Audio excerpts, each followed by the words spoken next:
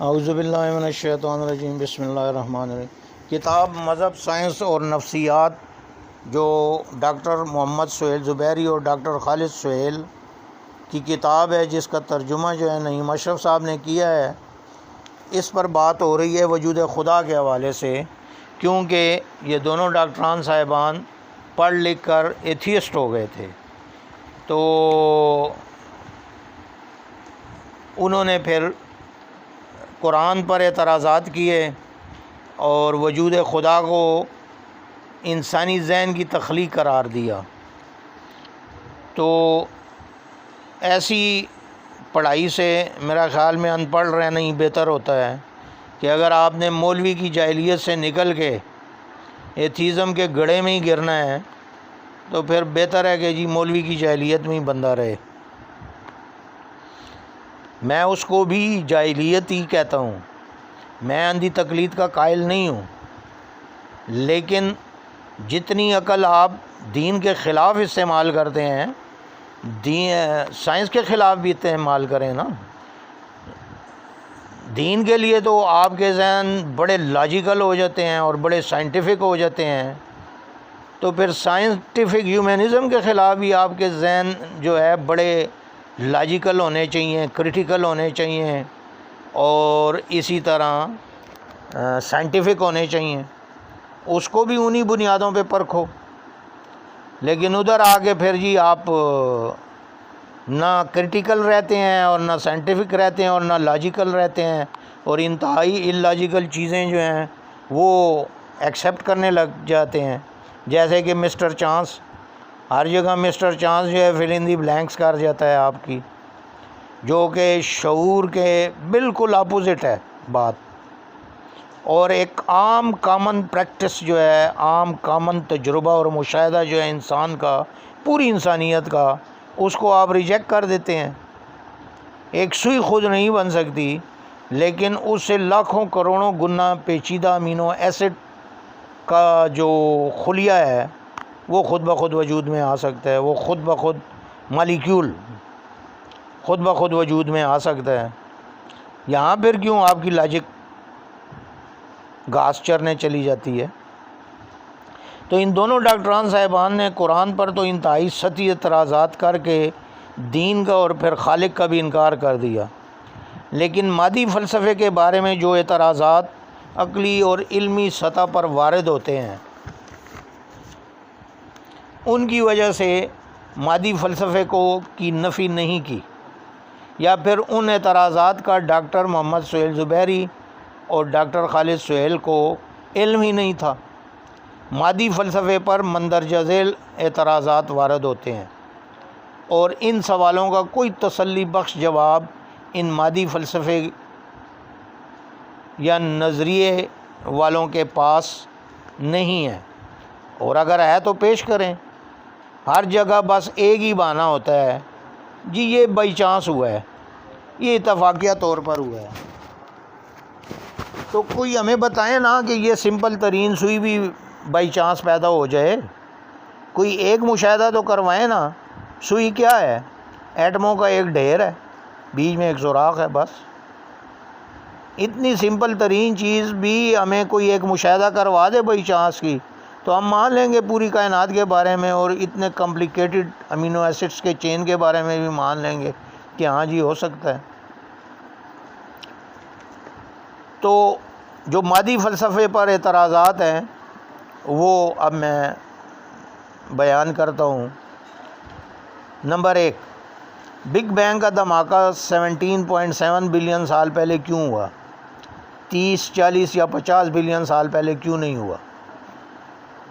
جواب کوئی نہیں ہے، باجی ہے بائی چانس، ہم تو اس کا جواب نہیں دے سکتے۔ نمبر 2، بگ بینگ ہونے کا کاز کیا تھا، یعنی وہ کون سی قوت تھی جس نے یہ دھماکہ کیا، یا اس دھماکے کا سبب بنی، وجہ بنی، کیونکہ ہر ایفیکٹ کا ایک کاز ہوتا ہے نا۔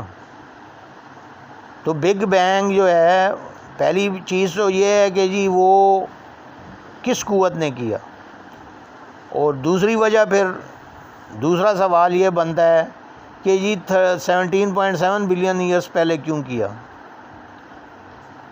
40 بلین یا 50 بلین سال پہلے کیوں نہیں کیا؟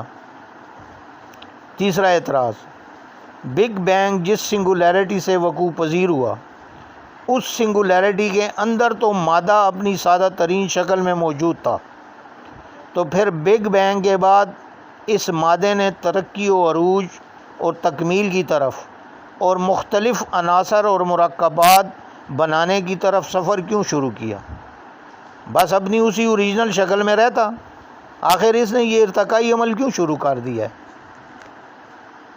بھئی مادے میں تو عقل نہیں ہے نا، یہ ارتقاء کا پورا ایک کانسیپٹ ہے، اور وہ جو سادہ ترین مادہ تھا جو سنگولیرٹی میں موجود تھا اس کے اندر یہ عقل و شعور تھا، یعنی ارتقاء کا کنسیپٹ اس کے اندر موجود تھا، اس کو پتہ تھا کہ ایک ارتقاء ہوتا ہے اور ایک غیر ارتقاء ہوتا ہے، اور میں نے ارتقاء کرنا ہے، ترقی کرنی ہے، آخر اس نے یہ اپنے لیے یہ کیریئر کیوں چنا؟ وہ اسی سمپل فارم میں کائنات میں بھی رہتا، ضرورت ہی کیا ہے کمپلیکیٹڈ مرکبات بنانے کی، ایلیمنٹس بنانے کی اور مرکبات بنانے کی؟ یہ کیوں بنے؟ اس کیوں کا جواب نہیں ہے۔ سائنس صرف یہ بتاتی ہے کہ یہ ایسے ہوا ہے۔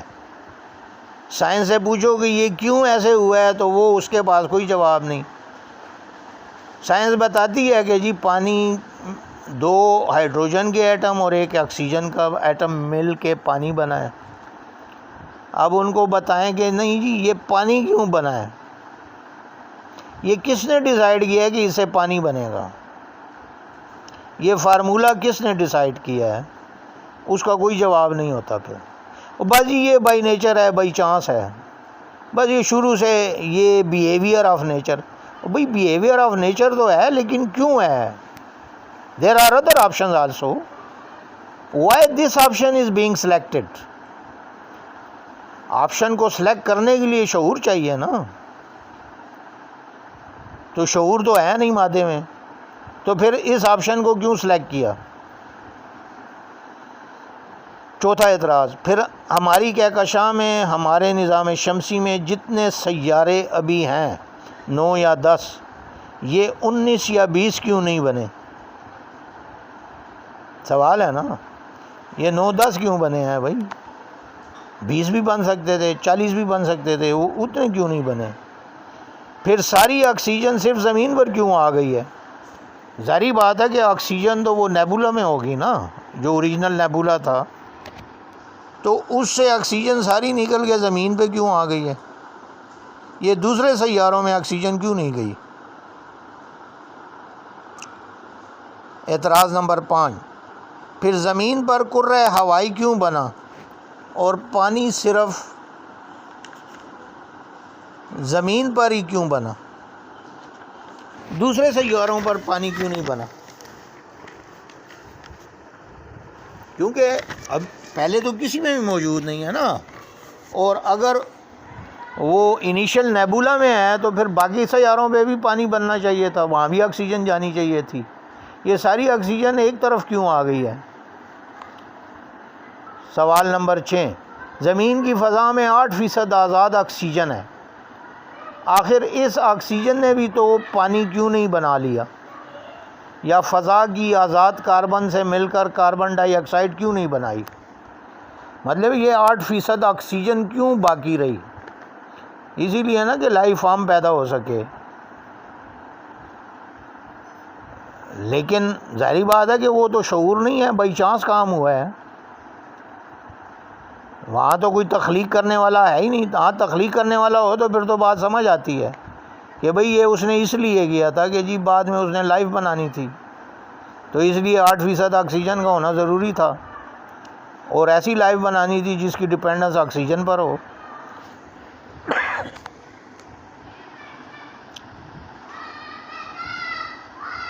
تو سوال یہی پیدا ہوتا ہے کہ جی یہ آزاد آکسیجن نے کاربن کے ساتھ مل کے کاربن ڈائی آکسائڈ بنا لیتی، آزاد آکسیجن ہونی نہیں چاہیے تھی۔ آکسیجن مل سکتی ہے نا کاربن سے، اور کاربن ڈائی آکسائڈ بنا سکتی ہے، 8% کیوں آزاد رہی؟ نیکسٹ کویسچن، یہ عقل و شعور اور حیات و زندگی کے مفہوم اور معانی سے ناواقف عناصر نے مل کر ایک زندہ خلیہ صرف زمین پر کیوں بنایا؟ دوسرے سیاروں پر کیوں نہیں بنایا؟ آخر ان عناصر کو ایک زندہ خلیہ بنانے کا خیال کیسے آیا؟ یہ نظریہ ان ایٹموں نے اور عناصر نے کس سے سیکھا؟ ظاہری بات ہے سائنس کے پاس کوئی جواب نہیں ہے۔ بھئی عناصر اور خلیوں میں زندگی کا تصور اور شعور پیدا کیسے ہوا، اور پھر ان کو وہ فارمولہ کیسے سمجھ آئی؟ ان کو کس نے یہ فارمولہ سکھایا کہ جی اس انداز میں آپ ملیں گے تو پھر زندگی تخلیق ہوگی؟ 8واں کویسچن، چلو خلیہ بنا لیا، ہم مان لیتے ہیں، سائنٹیفک ہیومنسٹ کو ہم یہ لیوریج دے دیتے ہیں، لیکن زندگی کا فارمولہ کس نے ڈیسائیڈ کیا کہ جب عناصر کی ایسی ترتیب ہوگی تو پھر زندگی وجود میں آئے گی، ورنہ دوسری تمام بلینز آف کمبینیشنز جو ہیں وہ زندگی کو وجود میں نہیں لا سکیں گی؟ یہ پابندی کس نے لگائی؟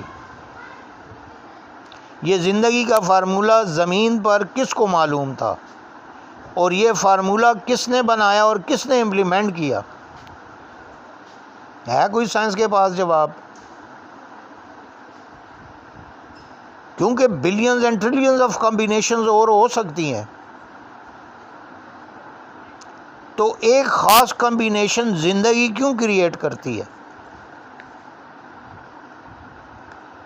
اور پھر یہ کہ ایک ڈیڈ مادے میں زندگی کا تصور آیا کہاں سے؟ یہ تو ٹرانسینڈنٹل چیز ہے، مادے میں تو ہے نہیں، تو پھر کدھر سے آیا؟